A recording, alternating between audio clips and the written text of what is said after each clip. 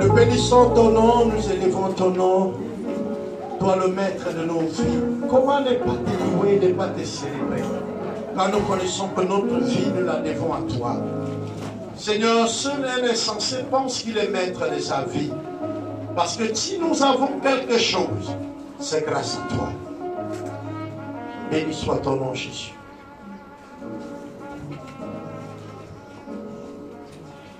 Merci, Jésus.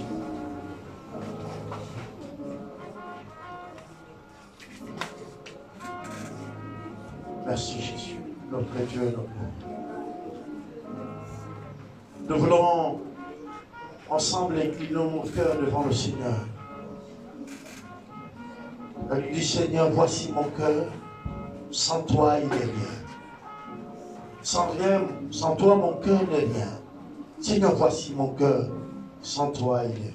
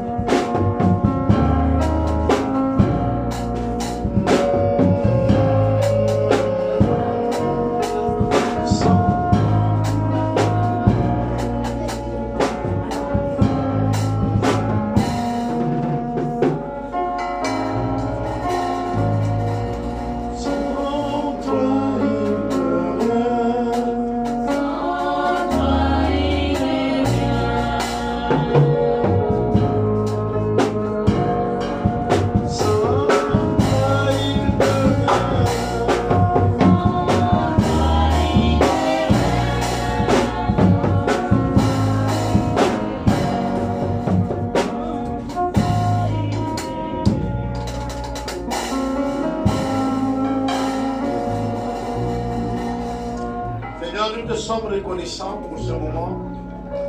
Nous prions que toi seul, le véritable Dieu, soit celui-là qui nous conduit et qui nous dirige au travers de ta parole. Nous voulons la méditer, mais aussi l'obéir. Merci Jésus. Que toi seul sois encore glorifié et sois élevé. Nous prions au nom de Jésus. Amen. Amen, amen. Si nous avons bonne mémoire, au premier service, je nous ai parlé de la gestion de mon temps. N'est-ce pas? Le deuxième service, nous allons parler le temps et la foi. Le temps et la foi. Je sais qu'il y a certains qui pouvaient dire, mais pourquoi tu n'as pas prêché ça au premier service? Mais parce que je sais que Dieu fait ce qu'il veut à son temps. Le temps et la foi. C'est ce que nous allons voir ensemble. Parce que très souvent, quand on parle du temps, nous avons l'impression que quand nous laissons écouler nos journées, nos années, nos mois, nous ne nous apercevons pas. Je crois qu'il y a de cela encore quelques semaines en arrière, nous crions bonne année, n'est-ce pas, non? Et que nous souhaitons que cette année soit meilleure pour nous, n'est-ce pas, non? Mais nous n'avons pas placé les jalons nous ne nous sommes pas mis au travail dans le cadre de faire de cette année une année meilleure. Nous avons simplement proclamé les paroles. Et comme je le disais avec les autres, que quand le Seigneur, après que les disciples ont chassé un esprit, l'esprit les a résistés. Et ils n'ont pas vu l'esprit partir. Ils sont allés et ils ont dit à Jésus, nous avons chassé cet esprit-là, mais il nous a résisté, il n'est pas parti. Et le Seigneur pouvait leur dire, ce genre d'esprit ne sort que par le jeûne et la prière. Ça, c'était le cas de cet esprit-là. Mais voyez-vous, il y a, comme je le disais aux autres au premier service, prenons la pauvreté. Les autres vont dire que la pauvreté est l'état d'esprit. C'est-à-dire, c'est la façon que nous sommes. Hein, non? C'est l'inactivité. La décision de ne rien faire nous conduit à la pauvreté. Ok. Et on dit que c'est un esprit pour d'autres. Mais le genre de l'esprit qu'on appelle pauvreté là, lui ne parle pas. Si tu jeûnes, tu pries, lui ne parle pas. Si tu veilles toutes les nuits, si tu as même toute la foi possible, lui ne parle pas. Lui, la seule façon de le chasser, c'est de travailler. C'est de planifier son temps et de travailler. Alléluia. Alors, un de mes formateurs me disait ceci. Quand tu mélanges les secondes dans un paquet, ça te donne quoi? Ça te donne les minutes. Si tu réunis les minutes, ça donne quoi? Ça te donne les heures. Et tous les heures réunies vous donnent quoi? Et si tu réunis tous les jours, les mois. Les mois vont te donner quoi? Alors, dis-moi ton âge, je vais te donner le nombre de secondes que tu as laissé écouler. Donne-moi ton âge, je te donnerai le nombre de mois que tu as vu passer.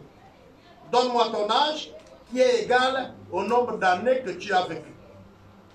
N'est-ce pas? Alors, si tu as vécu 30 ans, admettons que chacun d'entre nous va vivre pour les 90 ans. Est-ce que chacun d'entre nous peut faire l'étude de 90 ans? Vous prenez une feuille et vous écrivez 90 ans. 90 ans. C'est l'âge que le Seigneur te laisse vivre. Admettons. Tu fais moins l'âge que tu as déjà vécu. Il te reste combien d'années à vivre? Peut-être depuis longtemps tu penses qu'en fait tu n'as pas encore vécu. Mais si tu as déjà 30 ans, il te reste 60. Si tu as 40 ans, il te reste 50. Si tu as 50 ans, il te reste 40. On est d'accord? Si tu as 60, il te reste 30. Si tu as 70, il te reste 20. Si tu as 80, il te reste 10. Et si tu as 80, 5, il te reste 5. Mais la science nous dit que les Africains, selon les pays, ont une durée de vie. Et pour ceux qui font la santé, ils peuvent nous aider. Le Gabon, c'est en moyenne combien? Hein? 48 ans, l'espérance de vie. Est-ce que vous avez compris ce qu'il dit là? 48 ans l'espérance de vie. On dit le Gabonais a 48 ans d'espérance de vie. C'est-à-dire que quand tu vis jusqu'à... Si tu as atteint 48 ans, le reste du temps que tu vis après là, c'est un danger. À tout moment, tu peux partir.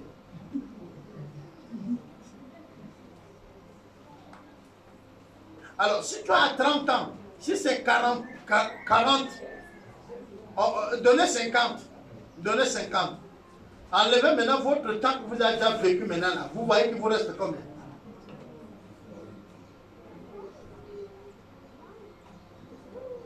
S'il te reste 20 ans, est-ce qu'il te reste 10 ans? Si tu as déjà atteint 40, alors tu sais qu'à n'importe quel temps, le thermomètre peut se casser. Est-ce que vous me comprenez? Maintenant, si on te posait la question, qu'as-tu fait de ta vie?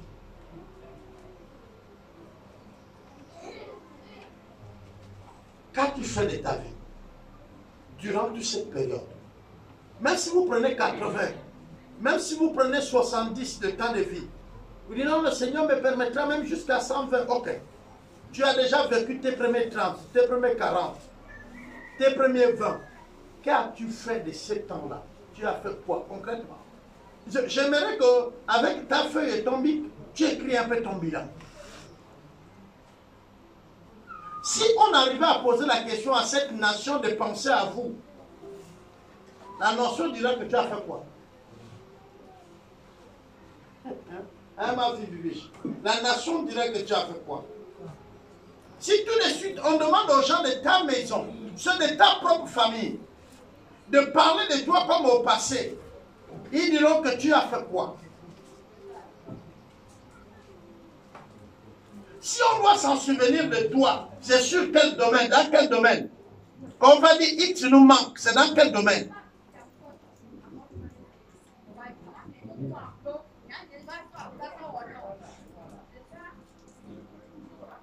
Beaucoup d'entre nous ont embrassé la foi. C'est-à-dire ont accepté Christ. Certains diront 10 ans déjà, d'autres diront 15 ans déjà. D'autres vont parler de 5 ans déjà. La Bible dit que quand nous acceptons Christ, nous sommes une nouvelle quoi? Les choses anciennes sont... C'est comme dire que dans l'immédiat, notre famille doit voir automatiquement le changement sur nous. Maintenant, ma grande question, quel est le modèle de ce changement en toi qui fait que la famille voit ça? Il voit quoi en toi? Vous savez, quand nous avons un bandit dans une famille, et que nous sommes en réunion, tout de suite, quand il se pointe, tout le monde sait que c'est un bandit. On est d'accord, non? On dit non. Lui là, il est toujours comme ça, il va venir encore pour gaspiller. Mais toi, quand tu te pointes, on dit quoi?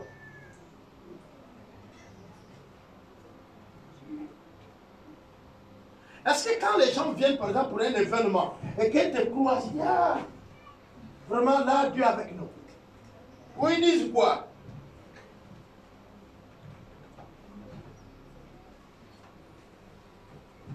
Je voudrais nous aider à comprendre le manquement que vous pouvez créer. Le manquement commence par votre famille, ensuite il va à votre quartier, ensuite il va au groupe des amis que vous avez, ensuite il va à la nation. Cette nation dira que tu as fait quoi? Oui, chacun d'entre nous pense qu'en réalité, il est encore assez jeune, ou même encore tu as déjà jeté tout. Pour dire que la nation là ne pensera jamais à moi, je n'ai rien à prouver à cette nation. Ça, c'est comme le groupe qui sont des personnes qui sont dans une église et qui disent toujours, ah, dans votre église là-bas, est-ce que vous comprenez? Mais c'est aussi pareil, dans votre maison là-bas, je vais encore dire quoi? Ah, dans votre pays là, on me connaît. Mais quand tu cites le nom d'une personne dans une nation, tu dis qu'il a fait ceci. Lui n'est pas l'enfant de quelqu'un, il n'a pas grandi, il n'a pas traversé ton âge. Mais pourquoi on cite ton nom et non le tien? Pourquoi on cite son nom comme étant quelqu'un qui a inventé quelque chose, qui a fait quelque chose, mais on ne cite pas ton nom? Pourquoi? Tu n'as rien à donner. Tu es sûr que lui, il est plus que toi? Non. C'est le fait que nous nous engageons à rien. Nous n'avons pas de cause. Nous n'avons pas de raison de baser notre foi. Nous n'avons pas de raison de vivre. Regardez. Vous allez voir, malheureusement, ce n'est pas ce que je voulais, mais on ne peut réciter ce que ça, ce qu'on voit. Vous allez voir un blanc, il n'est pas chrétien. Mais lui, il dit qu'il veut protéger les bêtes en forêt. Et il précise que la bête que lui, il veut protéger, c'est l'éléphant. Et il va commencer à se filmer. C'est-à-dire, on lui filme, même dans le portable. Et il commence à défendre l'éléphant. Or, lui qui est en Europe ne connaît pas l'éléphant plus que toi qui es ici. Mais toi, l'éléphant ne te dit rien. Parce que tu n'as pas une cause. Tu n'as pas une raison d'être. Dans l'église, Dieu nous a donné les dons. Peut-être que tu ne sais pas ton don. Et tu ne pourras pas te positionner quand tu ne connais pas. Pour exercer. Vous allez voir des personnes, il est médecin. Même s'il a fait une spécialisation, mais il défend la cause, il soigne, même gratuitement. Et on parle de lui. Ce monsieur se trouve en RDC. On l'appelle le docteur des femmes, hein, c'est ça? Sa cause, c'est de soigner les femmes qui ont été victimes de tous les on va dire quoi? Les injustices des hommes, les viols, les brimades. Lui, il s'occupe de soigner ces femmes. C'est sa cause.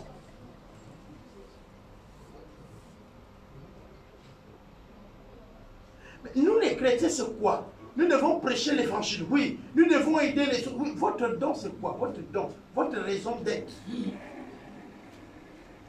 Quand vous allez connaître votre raison d'être, vous allez exploiter bien votre temps. Quand vous allez savoir ce pourquoi vous existez, alors vous allez connaître que le temps ne gaspille pas.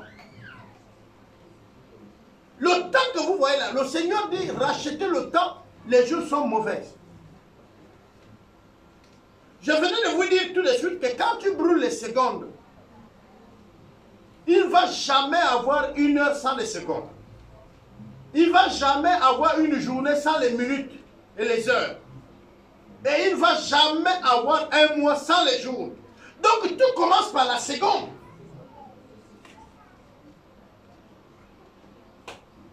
Et dans mes interventions, je vous ai dit, voilà un peu certaines choses peut-être qu'on ne fait pas attention. Je vous ai dit, il y a le passé et il y a l'avenir. Le présent n'est qu'un petit moment, quelques instants. J'ai envie de dire, le présent, on ne le saisit pas. Il est toujours en mouvement. C'est demain qu'on peut planifier. Hein? On ne peut pas rattraper le passé. On ne peut pas bloquer notre présent. Ce n'est que l'avenir qu'on peut préparer. La bonne gestion de temps avec la foi. Parlons de la foi. La foi est quoi? Une ferme assurance. J'aime le mot. Bien. On dit une ferme quoi? C'est bien. Quand on dit ferme assurance là, c'est fermé. C'est de l'assurance sûre. Et elle est là compacte, bloc. De quoi? Des choses qu'on espère, oui. La quoi?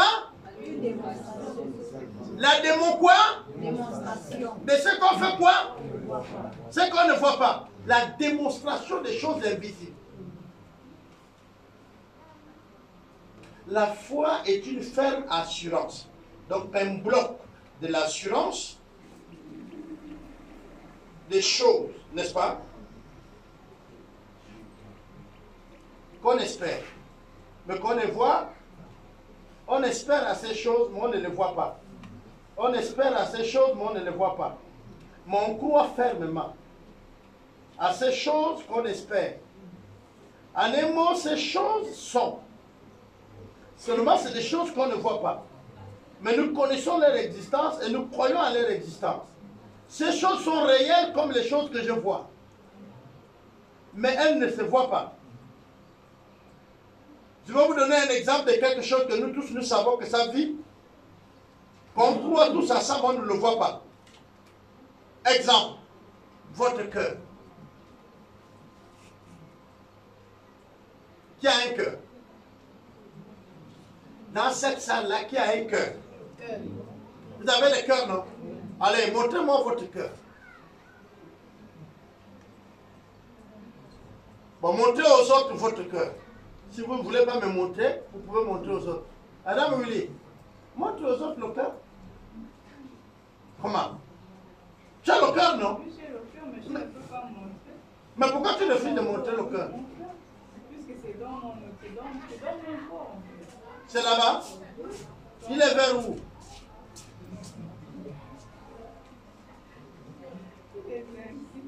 Voilà, vous voyez, on dit il est vers ici. Ça, on nous a dit, hein.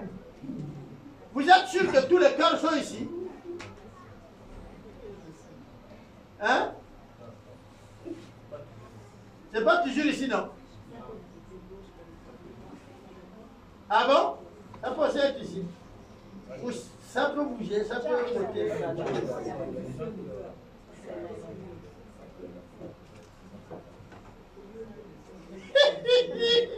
C'est bien.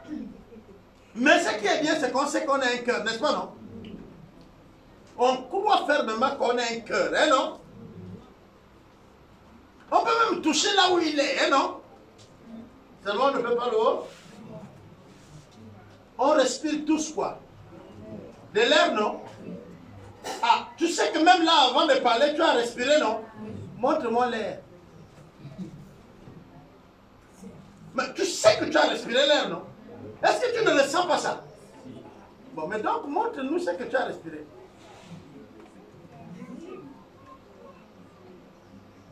Mais c'est là. Mais on ne voit pas. Mais on sait qu'on a respiré ça. Mais on sait que ça existe. Est-ce que vous savez que c'est aussi ça le temps?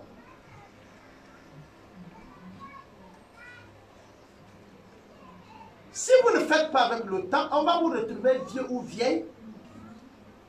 Vous ne savez pas comment vous êtes devenu vieux ou vieille.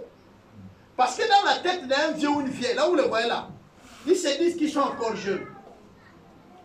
Est-ce que vous savez ça?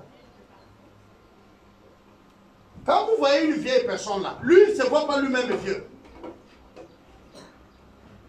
Quand vous voyez une personne a pris de l'âge, parfois pour le réaliser, c'est quand il se rend compte qu'il ne fait plus les mêmes activités que les autres faisaient avant. Là, il s'arrête. Il dit, ah, on dirait moi aussi, je prends de l'âge déjà. On est d'accord, non? Mais malgré ça, il ne voit pas que c'est pire à son niveau.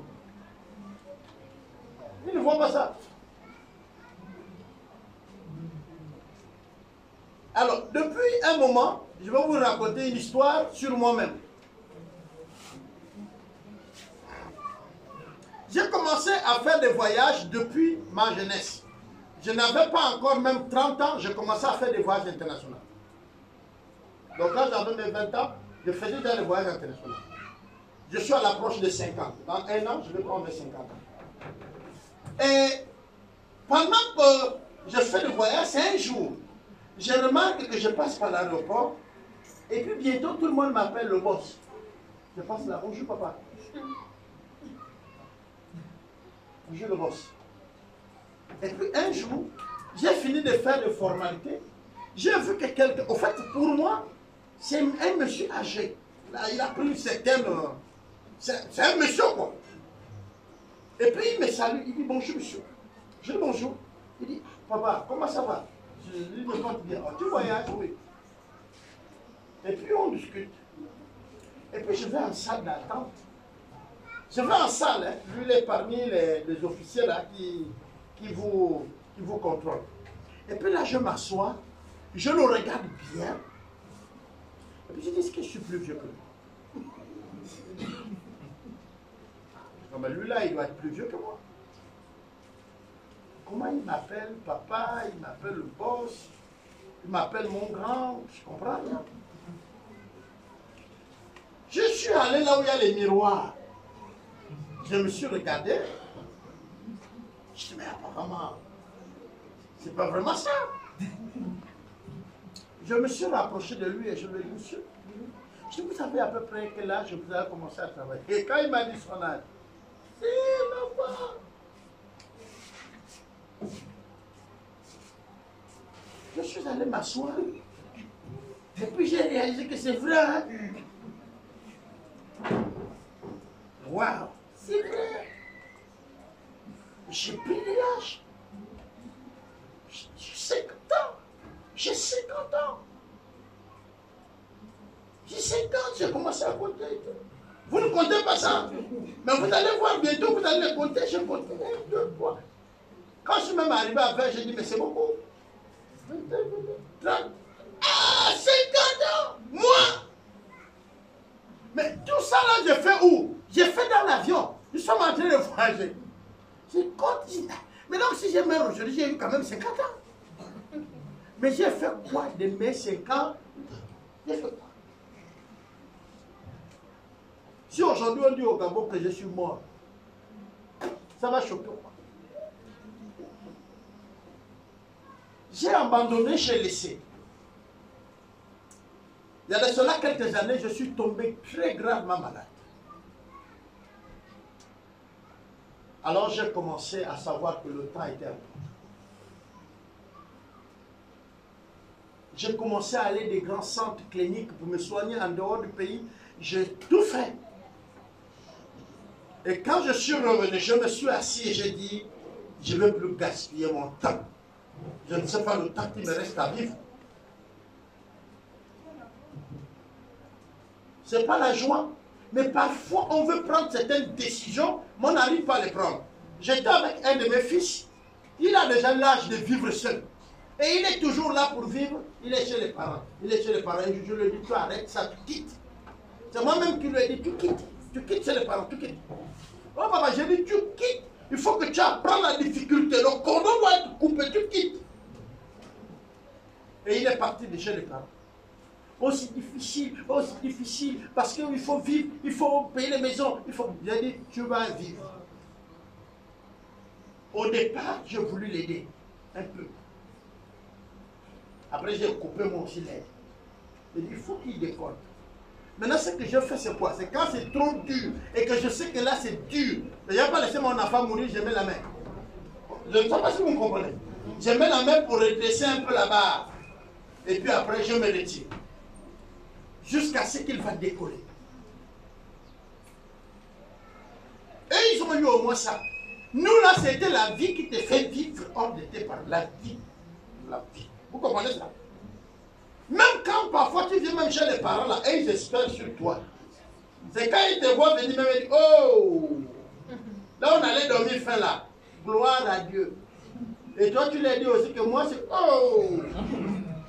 Donc, du coup, les batteries de tout le monde sont sorties. Tu comprends? Donc, tu ne pars pas les rendre visite quand tu sais que tu ne vas pas amener un peu d'espoir. Mais tout ça, c'est pour vous dire quoi? Qu'à un moment donné dans la vie, on s'arrête. Et on apprend à compter le temps. Quand vous allez apprendre à compter le temps, ça va vous rendre les hommes et les femmes humbles. Ça va créer une discipline chez vous. Vous allez commencer à être carré. Et vous allez même entreprendre. Demandez aux mamans qui sont au marché. Elles connaissent les heures qu'elles peuvent laisser leur table. Mais elles connaissent les heures où il faut qu'elles soient là. On ne quitte pas le marché à n'importe quelle heure, les mamans, non? Oui. Il y a les heures de vente. Le matin et le soir. Alors là, une maman peut se déplacer un moment. Mais le matin et le soir, prenons ceux qui font le sandwich. Elle sait que le matin, il y a le mouvement des élèves et des travailleurs. On est d'accord? Donc, entre 6h30 et 7h30, c'est là qu'elle a le plus grand nombre de ses clients. Donc, si à l'heure là, tu as rendez-vous avec elle, pour dire que bon, vers 7h30, vers plutôt 6h30 là, jusqu'à 7h30, on va se retrouver là, tu vas regarder le terrain que tu as envie d'acheter. La maman va te dire, oui, j'ai envie d'acheter le terrain, mais laissons ça vers 11h. Vous comprenez? L'heure qu'elle choisit est l'heure de la baisse de ses activités. Même s'il y a des clients, mais c'est vraiment, c'est des rares. Et c'est le moment où il y a le soir, quand les gens rentrent là, après 15h ils veulent manger, à 10h il y a des pauses. Si tu leur proposes de quitter leur lieu de travail, ils ne vont pas quitter. Alors je pose la question encore à vous, vous tous qui êtes ici. Comment vous gérez votre temps? Dieu va faire une chose. Livre des Actes. Actes des Apôtres. Je vais vous faire lire de Timothée, Apocalypse, Romains. Je vais vous donner les versets que vous allez même lire à la maison. La foi et le temps.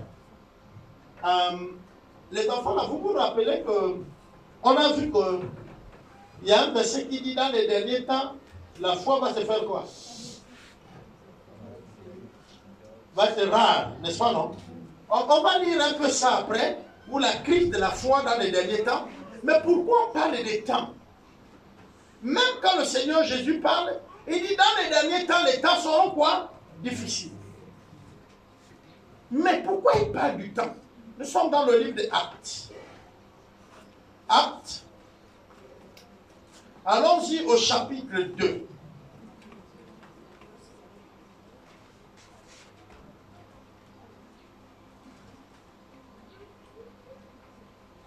Je ne suis pas déjà en train d'aller sur la Pentecôte, mais nous sommes dans la période, donc il n'y a pas de problème.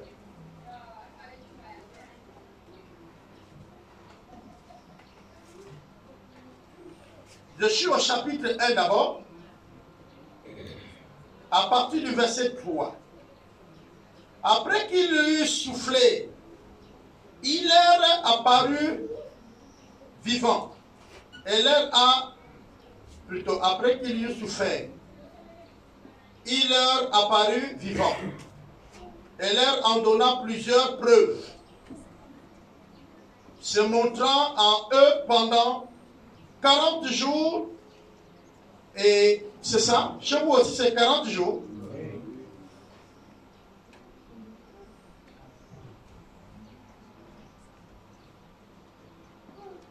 Et parlant des choses qui concernent le royaume de Dieu. Je ne sais pas pourquoi l'Esprit a voulu qu'on ressorte ces 40 jours. Vous me comprenez? C'est l'importance du temps.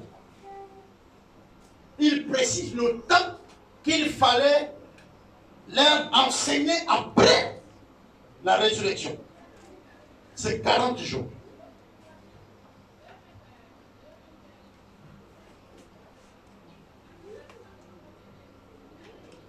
Comme il se trouvait avec eux, il leur recommandait de ne pas s'éloigner de Jérusalem, mais d'attendre ce que le Père avait promis, ce que je vous ai annoncé.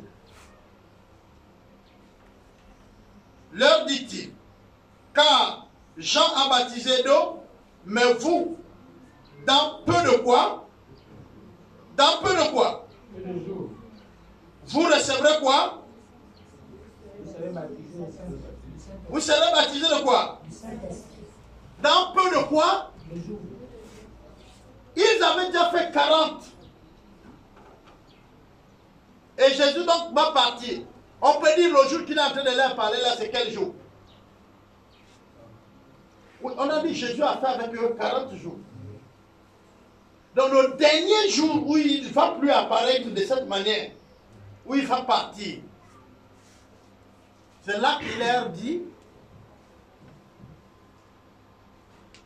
attendez quelques jours. Il ne leur dit pas attendez un mois. Il ne leur dit pas attendez une semaine. Il dit attendez quelques jours. Donc les disciples devaient patienter combien de jours? Quelques jours. En un mot pour eux, si vous calculez ce moment qu'il a dit, c'est quelques jours après que le Saint-Esprit va venir.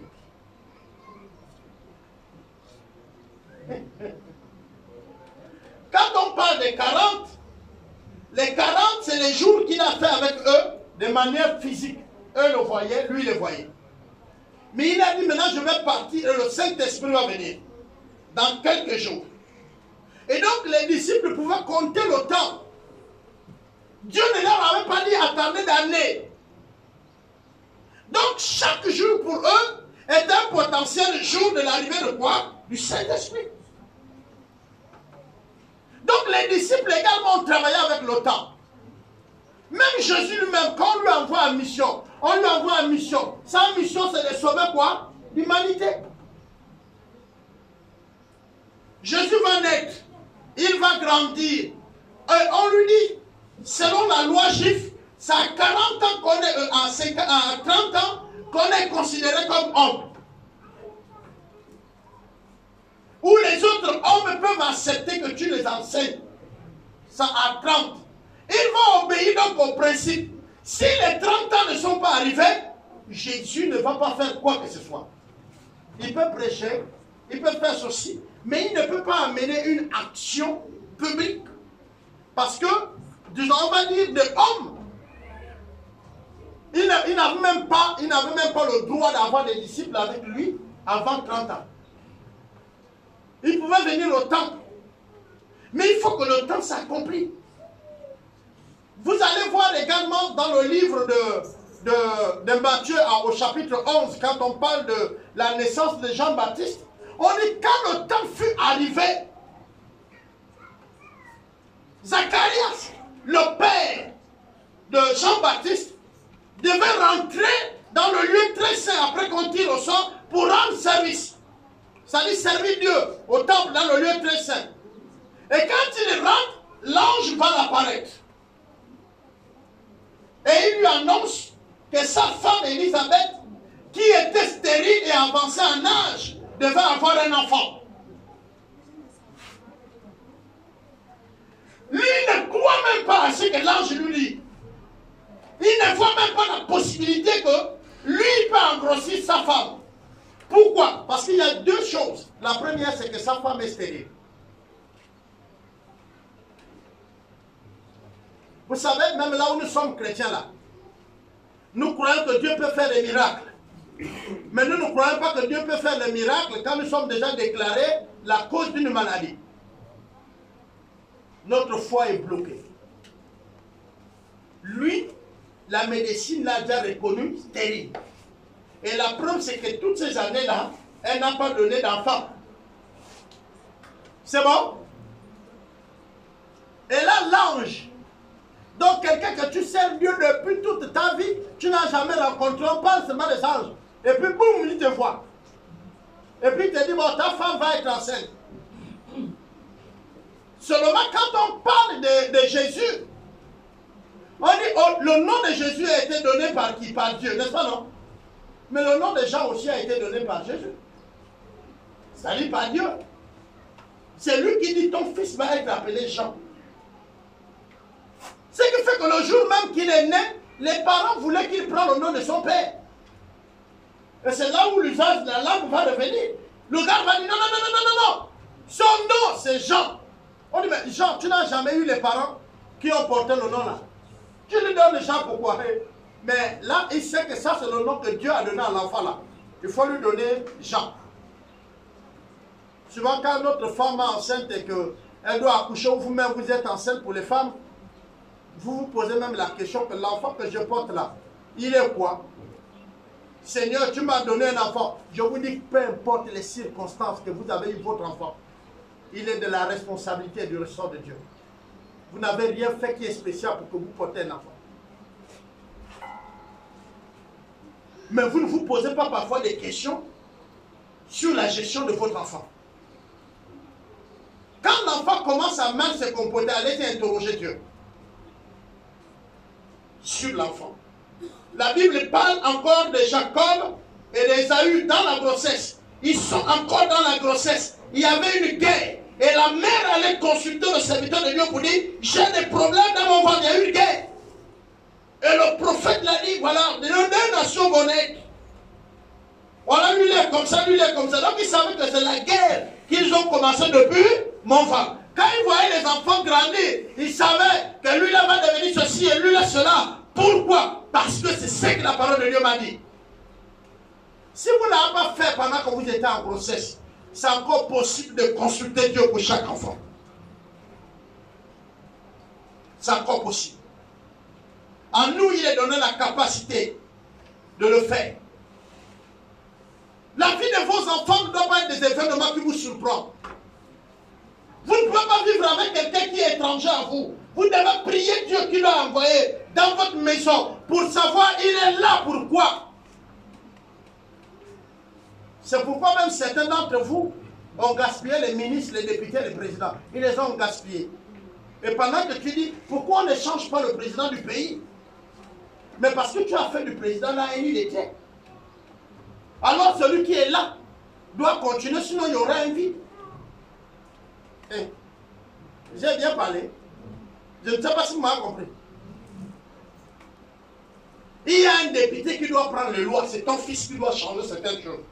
Mais tu ne le connais pas. Tu le gardes à la maison. Tu ne l'envoies pas à l'école. Tu crois qu'il va devenir député?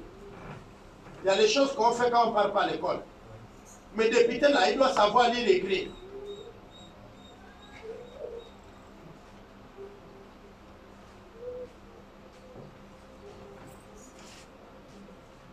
Mais tout ça, c'est quand on commence à bien gérer son temps. Et je disais aux autres, quand nous sommes tous allés à l'école, et quand on fait l'école, la première chose, quand vous venez les premières années, à l'année, à la rentrée scolaire, la première chose que vous faites là, le premier cours qu'on vous donne, c'est quoi? Hein? L'emploi du temps, non? Mais pourquoi après que vous avez recopié l'emploi du temps, vous oubliez que même votre propre vie a besoin de l'emploi du temps?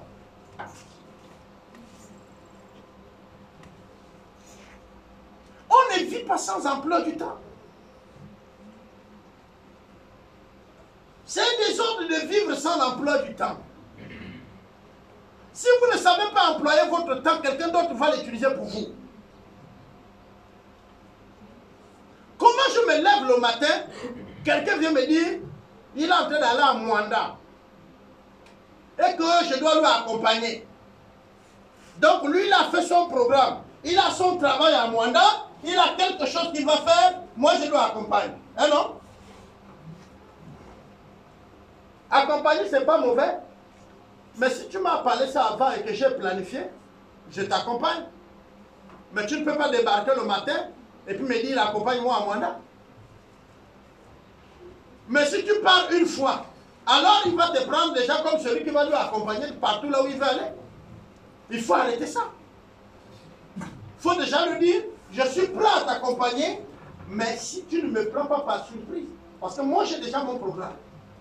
Désormais, il sait qu'il doit t'appeler avant pour que vous deux vous accordez pour aller à Mwanda. Même s'il doit t'accompagner, mais il a planifié dans sa journée que de telle heure à telle heure, il va t'accompagner à Mwanda. Et puis, je vais vous dire une chose. Quand vous accompagnez quelqu'un là, ne dépendez pas de lui. Si tu l'accompagnes à Mwanda, il te faut 5 000 en poche. Je vais vous expliquer. Tu lui dis, je t'accompagne, on va faire quoi? On va faire ceci, on part pour 3 heures. D'accord, ça marche. Vous arrivez, il termine 3 heures, il va prendre 4 heures. Je dis, mon frère, ouais, j'étais accompagné pour 4 heures. Pour 3 heures, comme convenu. Ça, c'est l'heure que je devais faire déjà le retour à la maison parce que j'ai telle chose planifiée. Comment? Tu dis, ah non, je m'en vais. Comme lui sait que l'argent avec lui, il aura tendance de vouloir vous faire traîner, n'est-ce pas? Il faut que tu lui montres, quand tu lui dis, je m'en vais là, c'est que tu te retournes, tu prends le taxi. Tu rentres, tu es en train d'aller à l'arrêt de car. Il te regarde, il dit, le type là, c'est un dingue.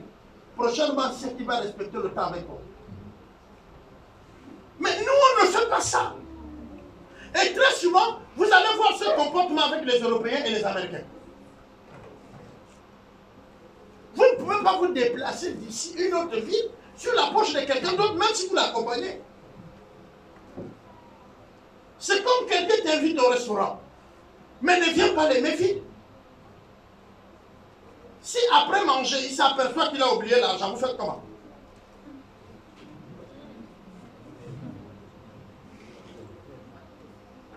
Donc ne va pas au restaurant par surprise, planifie. Je t'emmène au restaurant, ok, c'est lui qui amène, c'est lui qui fait la dépense, mais ne sors pas les mains vides. Prends tes vieux 5 000, mets en poche. Et si jamais il a oublié, ou qu'il veut te faire une surprise amère, tu payes ton plat. Nous pensons que le monde là, c'est les gens qui sont bien. Quelqu'un peut vous inviter au plat, au restaurant, il paye son plat, il vous abandonne avec votre plat. Vous ne savez pas ça? Hein? Mais vous ne croyez pas ça. Vous pensez que non, on fonctionne toujours comme vous pensez. Quelqu'un peut t'inviter. Et d'abord, je vais vous dire, en Europe, c'est quelqu'un qui t'invite, mais tu payes pour toi. Vous savez ça? Bon, maintenant vous êtes là, vous rêvez aller en Europe. Voilà toi en Europe. Quelqu'un t'appelle au restaurant, il dit, je voudrais qu'on s'y va au restaurant, on va prendre un bon repas. Toi, c'est que oui. Hein, Ita? Vous venez, tu t'assois. Et comme tu vois que c'est lui qui t'a appelé, tu commandes beaucoup. À la fin, il paye pour lui. Je vais vous dire ça, il paye pour lui, il ne paye pas pour toi. C'est pourquoi même, c'est quand il t'invite que tu lui dis attention, qu'il offre le plat. Est-ce que vous comprenez? Il te dit non, je prends tout en charge. Je dis ok. Il faut que tu tiens à ce que tu as dit. Là, je serai. Parce que je n'ai pas de quoi payer le plat. Mais si tu dis ok, on se tout ça, me dit, un bon Africain, tu vas te retrouver avec une ardoise à payer. Tu vas aller laver les assiettes dans le restaurant là. Et là encore, c'est si le restaurant est clément. Sinon, on appelle la police, on t'embarque.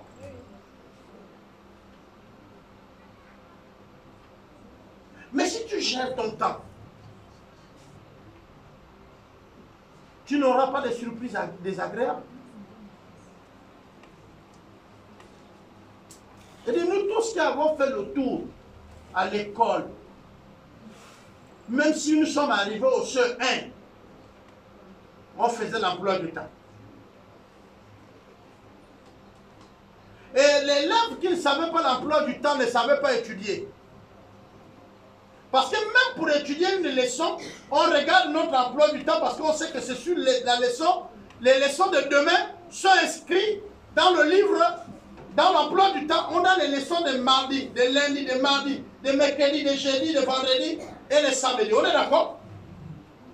Donc, aujourd'hui, dimanche, je vais étudier ce qu'on va me demander demain. Ou le potentiel d'un devoir demain, ce serait dans l'histoire, ou alors ce serait dans les maths. Pourquoi? Parce qu'on a déjà dit les premières heures. À la troisième heure, vous allez faire les maths. Ensuite, vous avez une pause. Et vous allez faire l'histoire. Vous avez une pause et vous allez faire les langues. On est d'accord? Donc, quand je me lève pour aller à l'école le matin, je connais ce qu'on va faire dans la journée. C'est pourquoi quand je te pose la question, vous allez faire quoi? Ah, bon, tu n'es pas élève. Ah, mais tu n'es pas élève. Ça là, si c'est moi le père, je sais que tu n'es pas allé à l'école. Aller à l'école, ce n'est pas être présent dans la salle. On peut être présent dans la salle, mais on est absent. Parce qu'on n'est pas à jour. Mais ça, c'est quand on ne connaît pas utiliser le temps. Le temps est notre allié et non notre ennemi. Il faut noter ça. Le temps est notre allié et non notre ennemi. Quand tu sais utiliser le temps, ta rentabilité est nette. Que ça soit en vie, que ça soit en affaires. Vous ne pouvez pas dire je vais faire le business, c'est-à-dire le commerce, ou je vais faire, peu importe, mais investir, sans gérer le temps. Tu ne peux pas faire le business sans gérer le temps, ça n'existe pas. Tu ne peux pas rentrer dans le monde d'affaires sans gérer le temps. C'est pourquoi les Africains ne réussissent pas dans les affaires. Vous avez rendez-vous avec quelqu'un à 12 h, vous venez à 14 h, donc il est là pour vous attendre.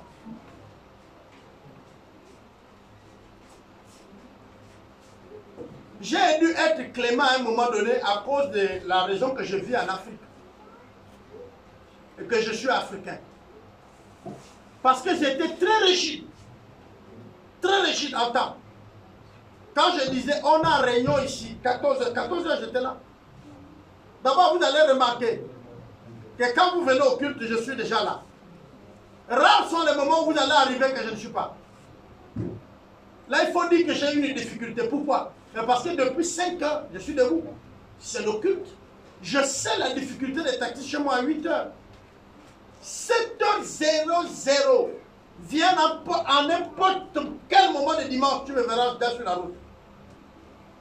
Dès que c'est 7 heures, je suis au bord de la route. J'attends le taxi.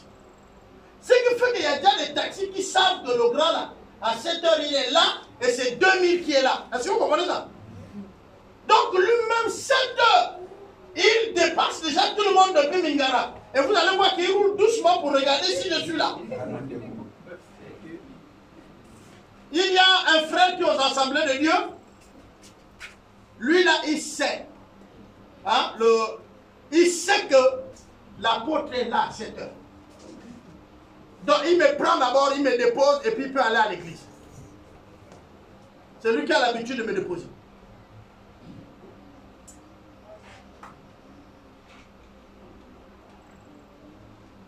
Les Africains poursuivent le train.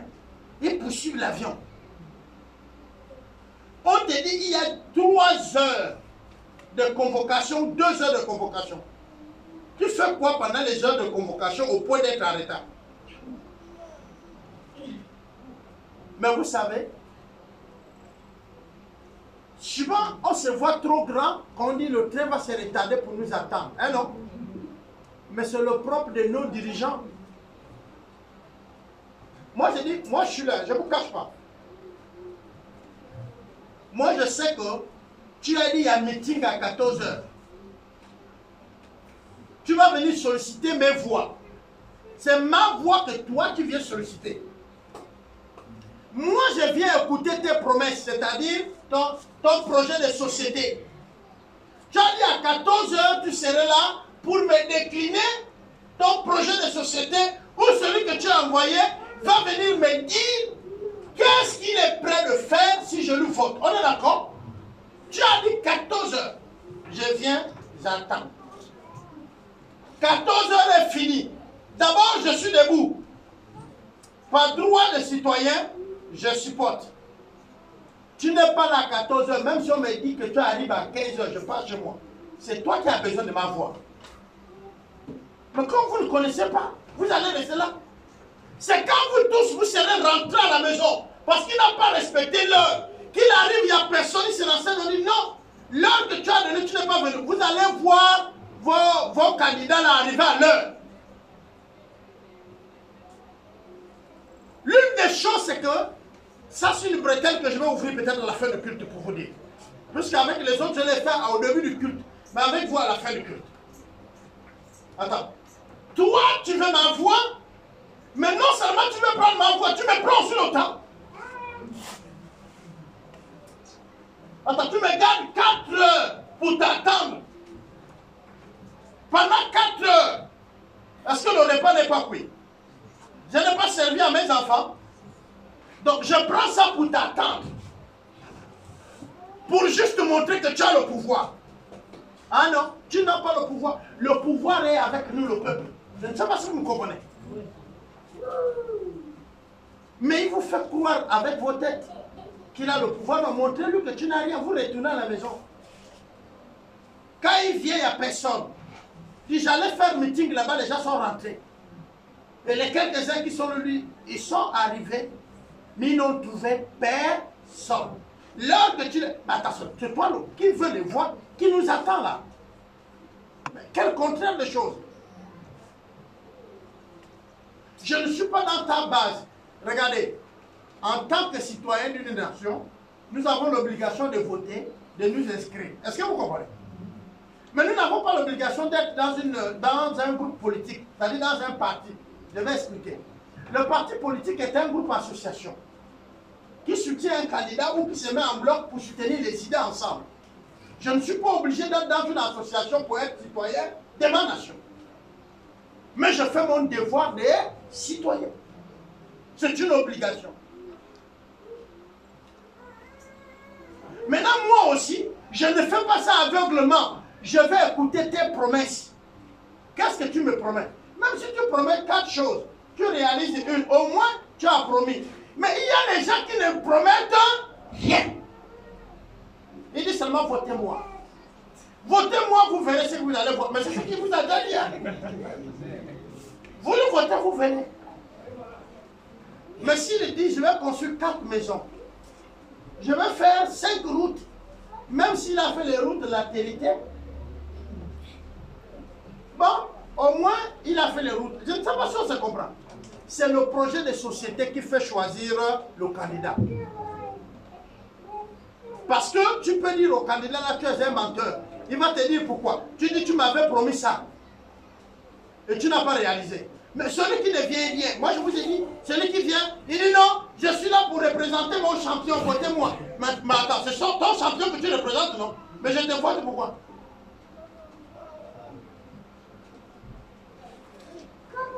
Le temps, ne laissez personne voler votre temps. Celui qui vole votre temps est semblable au diable. Quelqu'un va venir dans votre maison vous faire parler. Il raconte, il vous a pris du temps. Vous n'arrivez plus à laver les assiettes. Vous êtes c'est le diable. C'est pas que la personne là s'appelle diable, mais il est en train de brûler votre vie. Les minutes qui passent, c'est votre vie qui sécrète.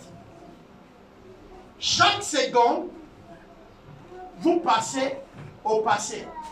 Je ne sais pas si vous comprenez. Chaque minute, vous êtes dans le passé. Chaque seconde, vous êtes dans le passé. Et si vous ne réagissez pas dans l'avenir, l'avenir vous surprend. C'est pourquoi vous voyez les fonctionnaires de hier en train de boire l'eau avec les fourchettes. Ils ne savent plus. Les autres sont restés dans les maisons de l'administration toute la vie. Quand on lui dit les gens tu es retraité, il dit tout de suite là. On lui dit oui, il faut sortir. Ah non, vous ne m'avez pas payé, tu me dis je ne sors pas. Oh, mon frère, tu libères la maison pour un jeune qui arrive. Il ne faut pas déranger les autres, il faut libérer.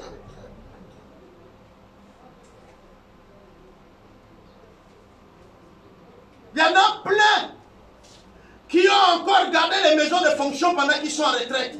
Parce qu'ils ne savent pas où ils vont aller. Je ne le dis pas pour me moquer d'eux. Mais parce qu'ils n'ont pas vu le temps venir. Ils ont fait quoi? Ils ont brûlé leur salaire. Ils ont brûlé leurs minutes. Il y a certains qui courent pour construire quelque chose à la retraite. Quelque chose. Ce n'est pas qu'il construit la maison, je parle de quelque chose. Il fait quelque chose pour que lui et ses enfants rentrent quand même. Mais ce n'est pas la vie là qu'il avait de nos enfants. Quand il était en fonction, ses enfants étaient les enfants d'un cadre. L'eau coulait dans les murs. Ils avaient tout. Mais papa ne comprenait pas qu'il fallait qu'il gère bien le temps. Pour que, à l'avenir, les enfants soient dans les mêmes conditions. C'est le travail que je fais actuellement. Avec tous mes frères, qui sont les directeurs de pays avec PI. Je vais dans d'autres nations. Je dors avec les frères. Pour ceux qui sont dans les directions nationales, je leur dis, frère, ici c'est le bureau. Il faut que tu construis. Parce que c'est tellement bien construit que le gars est là avec ses enfants. Vous comprenez? Mais si tu meurs, de manière brutale, tes enfants deviennent quoi?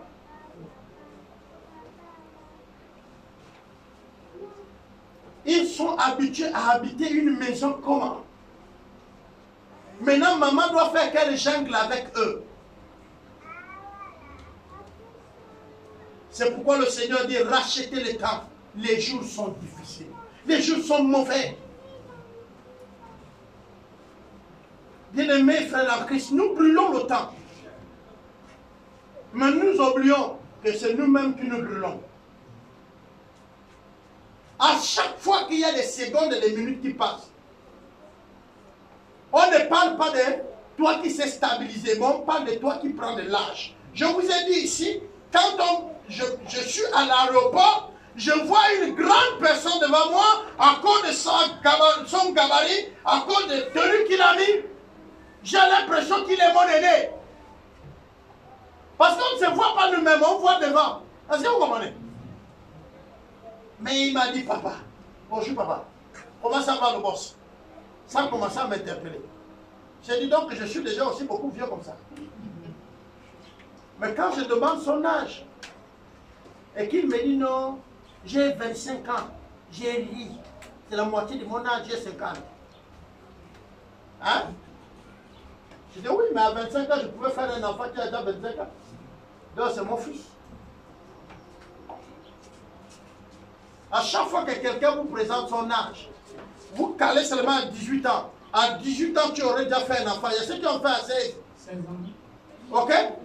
Donc si en réalité quelqu'un te dit il a 16 ans, quand tu regardes ton âge, ça fait 3 enfants sur lui. Tu dis ouais, j'ai mangé. Il y a les gens, quand ils meurent, on ne pleure plus parce qu'il a mangé son temps.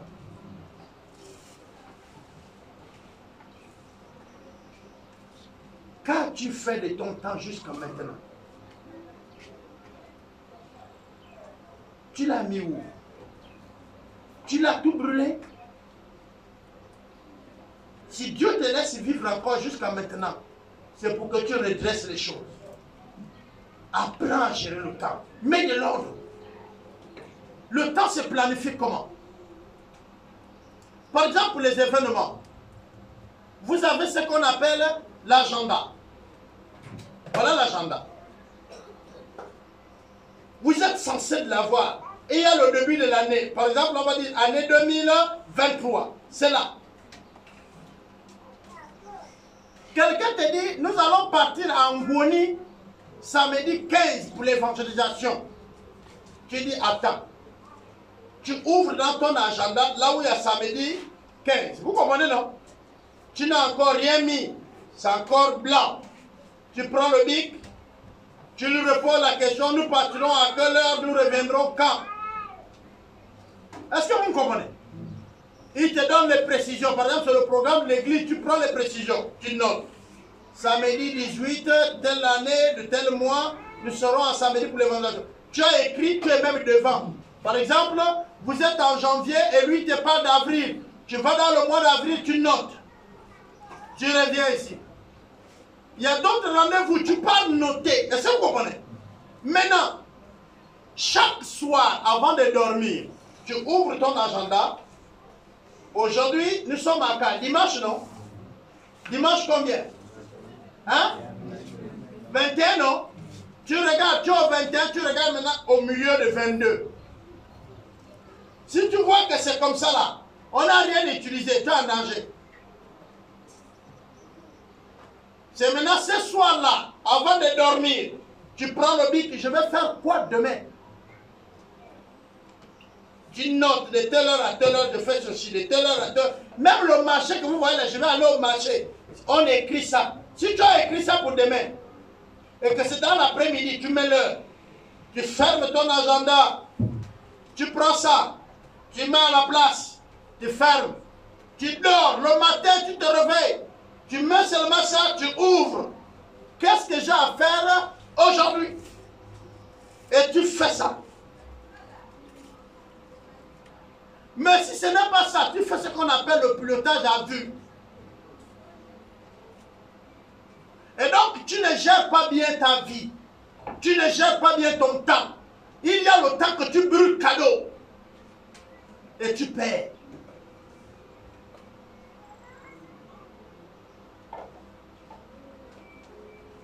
Si je dois laver les habits, est-ce que ça me prend la matinée? Si c'est oui, je mets toute la matinée, là, je vais laver les vêtements et les assiettes. Est-ce que vous comprenez? Et essuyer ma maison. Toute la matinée jusqu'à midi. De midi, après mon repas, après avoir servi les enfants, j'ai une pause de 14h à 15h, je dors. Ou à 16h, je dors. Tu écris ça. Et pendant que tu dors là, même si quelqu'un veut te dire, oh, on t'appelle là-bas, les enfants disent même à la personne, je dors. Vous savez, nous on dit, hein, si quelqu'un vient me demander les enfants, vous lui dites que je suis parti, pour qu'on me dérange pas, n'est-ce pas, non? Parce que vous avez peur que vous ne dites à la personne qui arrive que vous êtes là. Il faut remettre une discipline. Les gens doivent savoir que tu es là, mais tu te reposes.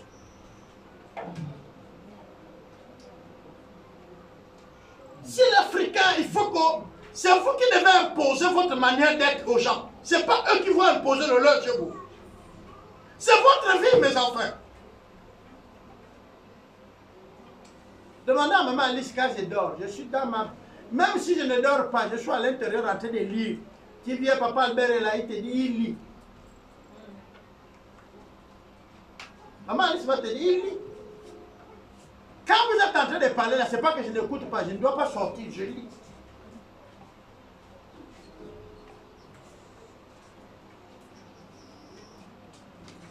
C'est cette habitude qui fait que nous aussi on débarque chez les autres sans programmer.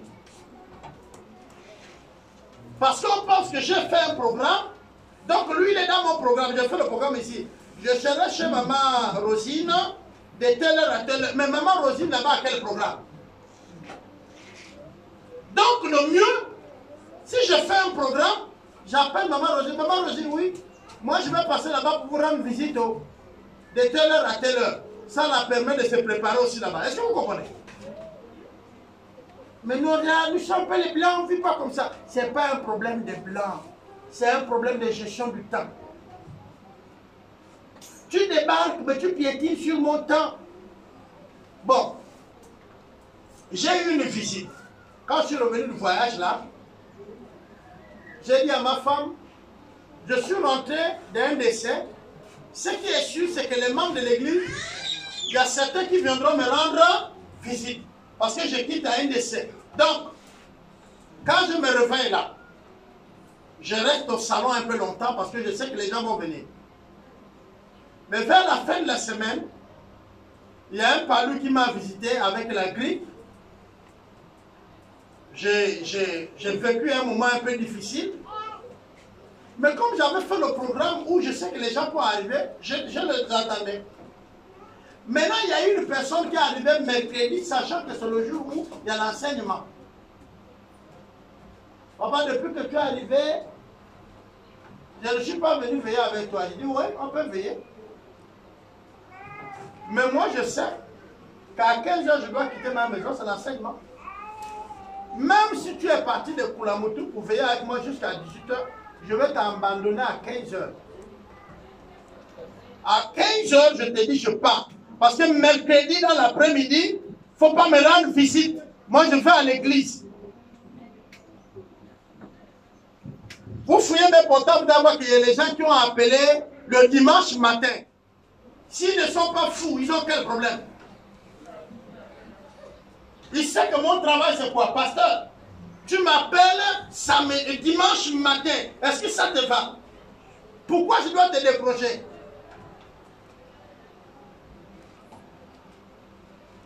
Je vois les chrétiens qui se tordent pour décrocher un peu. Mais parce qu'ils savent que vous les décrochez le dimanche, qu'ils vous appellent. Fermez votre portable.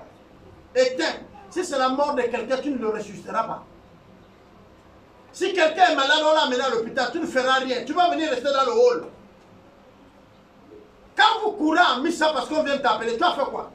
Dis-moi ce que tu as fait. Non, on t'appelle que tout de suite, ton père, ta mère est malade. Tu pleures, oh, tu cours à missa, tu fais quoi? Quand tu arrives là-bas, tu fais quoi?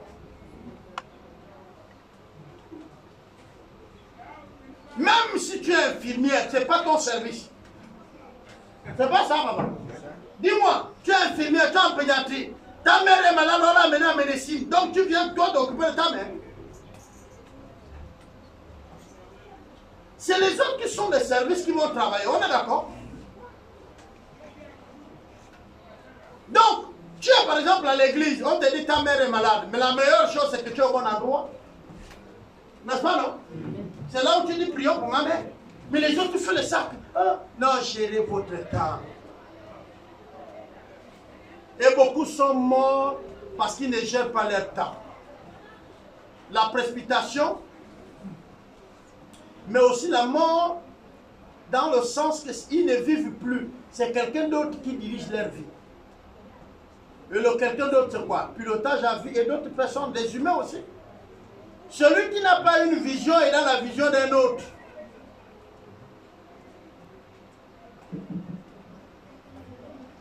Si vous n'avez pas d'avenir,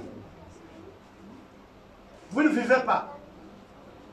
Vous survivez, vous luttez. Parce que le présent est incertain. Vous êtes en train de saisir le présent, mais le présent passe.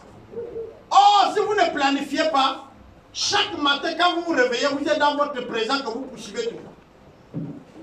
Et on retrouve beaucoup de personnes avec les AVC. Parce qu'aujourd'hui, ils veulent rattraper le temps. Ils veulent résoudre les choses dans le temps. Ils ne peuvent plus. Le temps nous est donné pour chérir. En une seule phrase, le temps c'est notre vie. La vie c'est notre temps. Vous gérez la vie, vous gérez votre temps. Vous gérez le temps, alors vous gérez votre vie. Vous ne gérez pas le temps, alors vous n'allez pas gérer votre vie.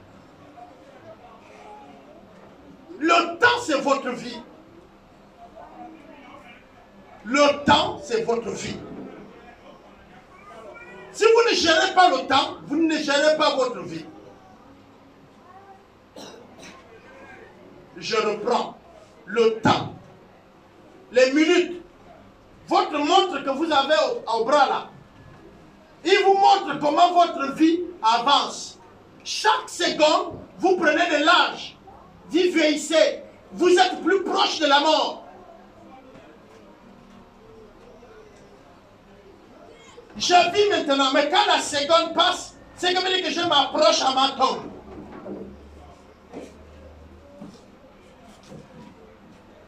La vie ne doit pas me surprendre. Je dois la concevoir. J'ai construit la vie en gérant le temps. Je conçois la vie. Les autres sont arrivés même à un stade où on décide maintenant du nombre d'enfants. Nous ici, c'est Dieu qui donne. Hein non? C'est Dieu qui donne, non?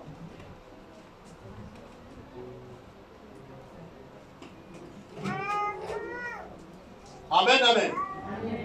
Je voudrais terminer.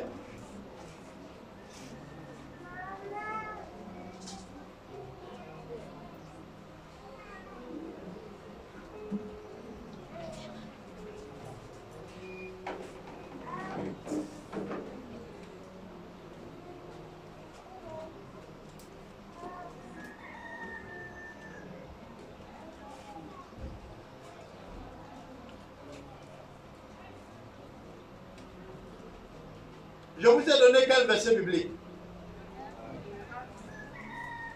Hein? Ok. Mais vous pouvez prendre aussi le verset qu'on a donné au premier, aux autres au premier culte. Qui est où? C'est Jean 9, 4 à 5. Vous pouvez aussi le prendre. Vous pouvez prendre Matthieu 11. Vous lisez tout le chapitre.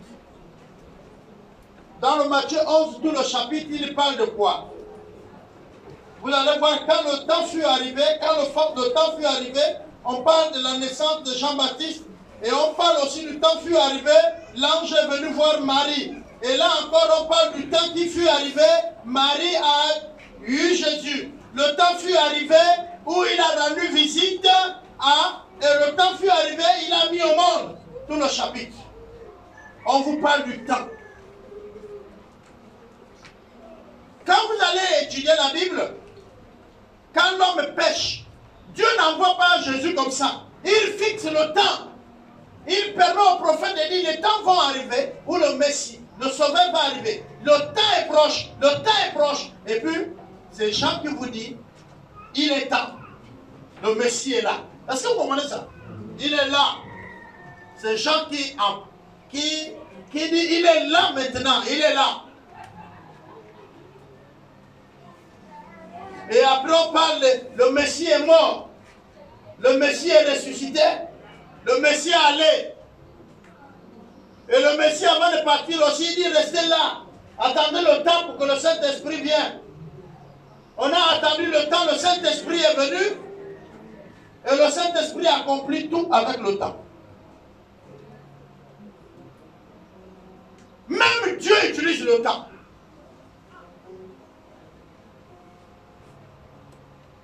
Seul un insensé ou une n'utilise pas le temps. Mais si vous n'utilisez pas le temps, il devient votre ennemi. Ce qui est bien, c'est que le temps a toujours de l'avance. Il nous attend à la fin. Quand vous ne l'utilisez pas, il vous laisse, il court attendre à la fin. Renseignez-vous sur les retraités qui ont été surpris. Observez la vie de vos parents qui ont raté. Alors vous saurez ce que le temps fait. Regardez les cheveux blancs sur ceux qui ont déjà pris de l'âge. Voyez comment les gens âgés marchent. Conséquence du temps. Le temps fait des effets.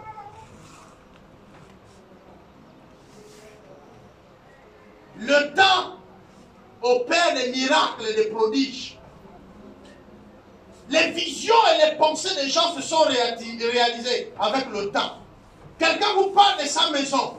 Avec le temps, vous allez voir sa maison. Quelqu'un vous parle de son foyer. Mais c'est avec le temps. Si tu ne saisis pas le temps, tu quittes même au bon endroit. Le début d'une chose n'a pas toujours été mieux que sa fin. J'ai dit à certains jeunes ici, nous avons commencé les décès. Mais dans 20 ans, dans 15 ans, c'est votre héritage. Vous vous voyez comme étant quoi les décès quand nous ne serons plus. Mais le jeune qui saisira, c'est celui qui va se projeter dans 10 ans. Parce qu'il serait leader. Mais il était là quand ça commençait. Il finira forcément leader. Personne ne peut s'opposer à ça. Personne. Parce que tout ce qui arrive, lui trouve là. Vous savez, plus l'arbre met du temps, plus ses racines s'enfoncent. Et plus il prend de volume. Et il est difficile de déraciner un tel arbre que de prendre un jeune pour le déplacer. Souvent, on bouge les gens dans les congrégations, dans les églises, dans les milieux de société, dans les entreprises. C'est quand ils n'ont pas mis du temps. Renvoyer un doyen dans un service demande beaucoup d'argent à payer qu'un jeune qui vient de commencer.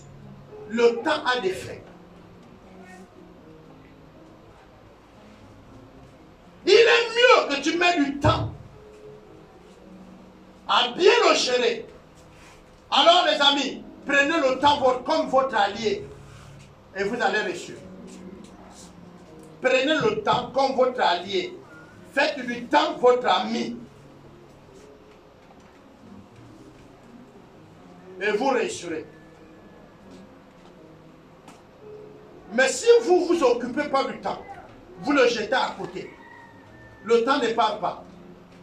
Le temps continue à travailler même dans votre ignorance. Le temps est comme le feu. À beau le couvrir, il brûle. Et quand le temps serait venu, il vous montrera qu'il vous a consommé de l'intérieur. Parce que les conséquences, vous n'allez pas les résoudre. Je reviens encore là-dessus. Observez ceux qui ont échoué. Observez ceux qui pensaient qu'ils étaient le maître du temps. Et qu'ils pouvaient blaguer avec le temps. Regardez leur fin. Le temps a eu raison sur eux. Le temps, il détruit les intellectuels comme les ignorants. Quand tu n'es pas son allié, le temps te détruit.